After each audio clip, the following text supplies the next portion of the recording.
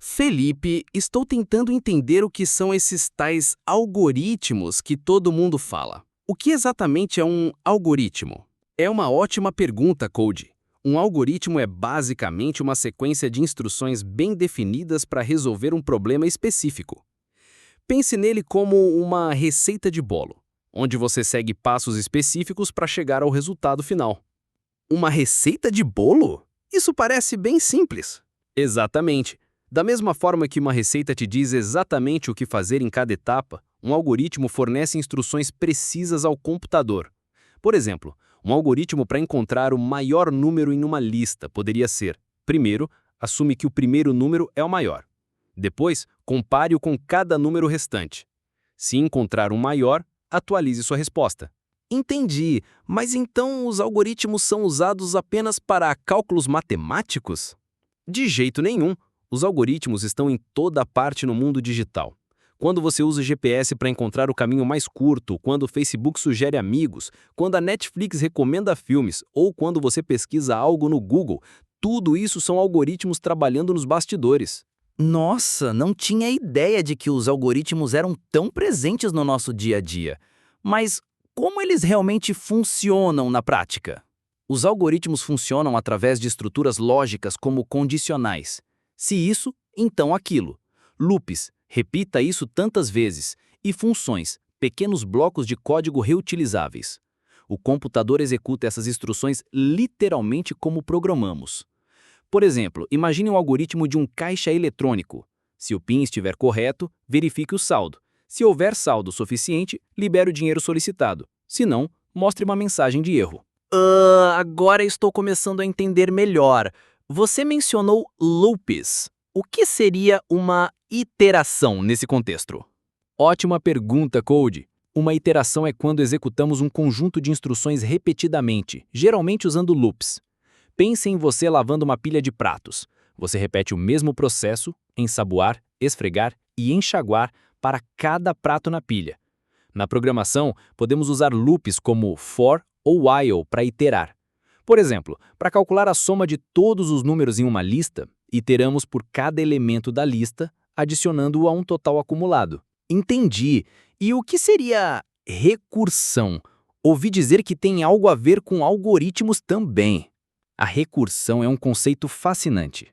É quando uma função chama a si mesma para resolver versões menores do mesmo problema.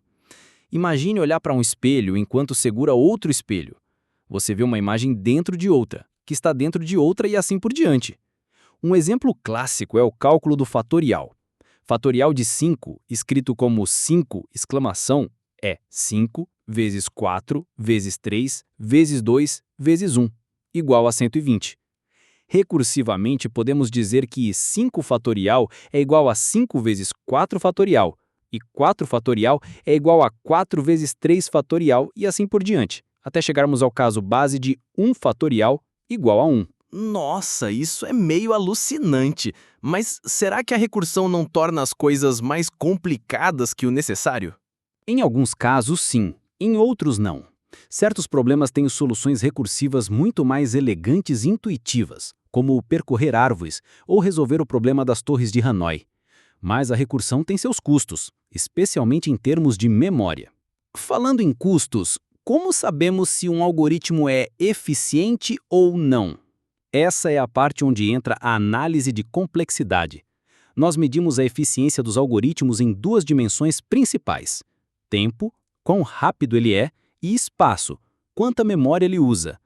A complexidade de tempo mede como o tempo de execução aumenta conforme o tamanho da entrada.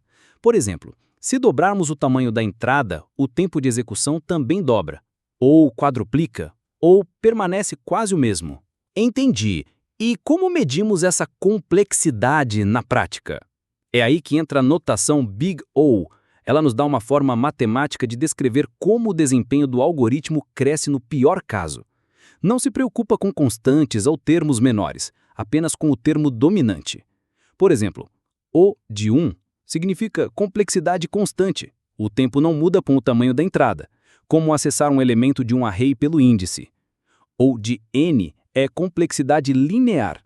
O tempo cresce proporcionalmente ao tamanho da entrada, como percorrer uma lista. E existem outros tipos de complexidade além dessas? Com certeza. Temos odd log n para complexidade logarítmica, como ocorre na busca binária, onde dividimos repetidamente o problema pela metade. Odd n ao quadrado para complexidade quadrática, comum em algoritmos com loops nestados, como o bubble sort, e ainda odd n log n para algoritmos como merge sort e quicksort.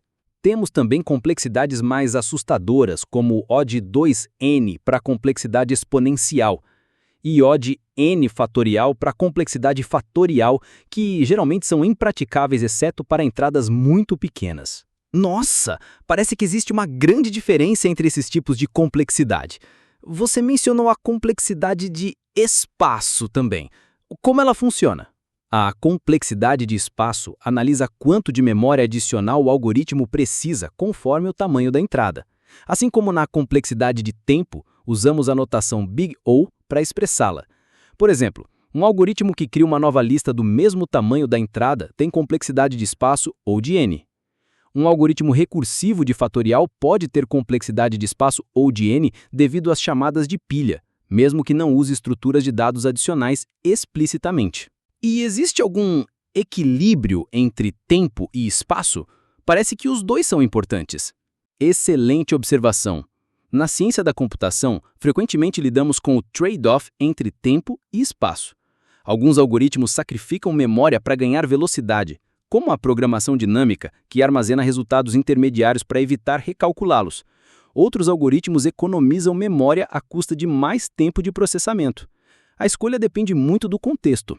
Em um dispositivo com memória limitada, como um smartwatch, a complexidade de espaço pode ser mais crítica que o tempo. Tudo isso é fascinante. Você poderia me dar um exemplo prático de como diferentes algoritmos para o mesmo problema podem ter eficiências muito diferentes? Claro! Vamos considerar o problema de encontrar um elemento em uma lista. Com busca linear, examinar cada elemento, temos odd n. Se dobrarmos o tamanho da lista, dobra o tempo de busca. Mas, se a lista estiver ordenada, podemos usar a busca binária, que é odd log n. Com ela, mesmo que a lista tenha 1 milhão de elementos, precisamos de apenas cerca de 20 comparações. É por isso que algoritmos eficientes são tão importantes em grandes conjuntos de dados. Uau! A diferença é enorme! Acho que agora eu entendo por que os programadores se preocupam tanto com algoritmos eficientes. Sim, e isso se torna ainda mais crítico na era do Big Data. Um algoritmo ineficiente pode ser a diferença entre uma aplicação que responde em milissegundos ou uma que leva horas ou até dias para processar os mesmos dados. Isso realmente coloca as coisas em perspectiva. Os algoritmos são como o coração da tecnologia moderna, não é? Exatamente. Os algoritmos são o coração e o cérebro da computação moderna. Desde os primórdios dos computadores até a atual era da inteligência artificial e aprendizado de máquina, os algoritmos continuam sendo os blocos fundamentais que fazem tudo funcionar. E o mais incrível é que, apesar de toda a evolução tecnológica, muitos algoritmos clássicos criados há décadas ou séculos ainda são relevantes hoje. A beleza da matemática por trás deles é atemporal.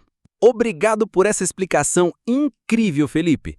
Acho que nunca mais vou olhar para um aplicativo ou site da mesma forma, sabendo que há todos esses algoritmos trabalhando nos bastidores. Por nada, Code. E lembre-se, entender algoritmos não é só para programadores. É uma forma de pensamento lógico que pode ser aplicada para resolver problemas em qualquer área da vida. Afinal, um bom algoritmo é apenas uma sequência eficiente de passos para atingir um objetivo, algo útil para todos nós.